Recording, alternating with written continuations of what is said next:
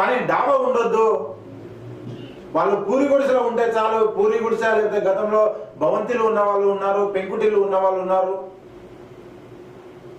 వాళ్ళతో ఎకరాలతో సంబంధం లేదు. వాళ్ళకు 3 ఎకరాలు ఉండొచ్చు, 4 ఎకరాలు ఉండొచ్చు, 5 ఎకరాలు ఉండొచ్చు, ఎన్ని ఎకరాలు ఉన్నా సంబంధం లేదు. వాళ్ళకి మాత్రం ఇల్లు ఇవ్వాలి. మరి రోజువారీ కూలి, గతంలో ఇందిరమ్మ ఇల్లు ఉండి, గతంలో తల్లి పేరు మీద ఇందిరమ్మ ఇల్లుండి కొడుకులకు వ్యవసాయం లేక, భూమి లేక గ్రామాలలో పని దొరకక వేరే సిటీలోకి వెళ్ళి వాచ్మెన్ పనో లేకపోతే ఏదో ఒక పని చేసుకొని బతుకుతున్న వాళ్ళకి మాత్రం ఇందిరమ్మ ఇళ్లకు అనర్హులు అని చెప్పేసి స్థానిక గ్రామ కమిటీ సభ్యులు, తర్వాత స్థానిక లీడర్లు, స్థానిక అధికారులు చెప్పడం జరుగుతుంది. మరి ఎందుకు ఈ విధంగా జరుగుతుంది? ఓకే, స్థానికంగా ఉన్న వాళ్ళనే మొదటి ప్రాధాన్యత ఇస్తామంటున్నారు. మరి స్థానికంగా ఉన్న వాళ్ళలో గతంలో ఒకటే ఇంట్లో 4-5 ఉమ్మడి కుటుంబంలో ఉన్న పరిస్థితి ఉంది. ఆ 4-5 కష్టపడి సంపాదించుకున్న ఇల్లులో చిన్న ఇల్లు లేక వాళ్ళు డాబా కట్టుకున్నారు. ఇప్పుడు వాళ్ళకి పెళ్లిళ్ళు అయిపోయినాయి.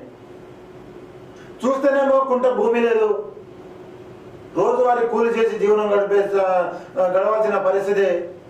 ఇల్లు చూస్తేనేమో డాబా. మరి వాళ్ళు కూడా ఇందిరమ్మ ఇళ్లకు అనర్హులు. మరి ఏ విధంగా చేస్తున్నారు? ఇందిరమ్మ ఇళ్ల సెలక్షన్స్ ఏ విధంగా చేస్తున్నారు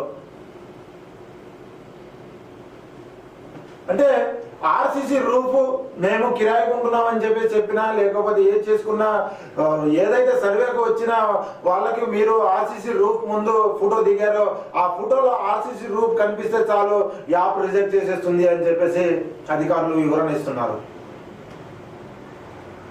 మరి దీనిపైన మరొకసారి మంత్రి పొంగులేటి గారు దీనిపైన మరొకసారి ఆలోచించాలి.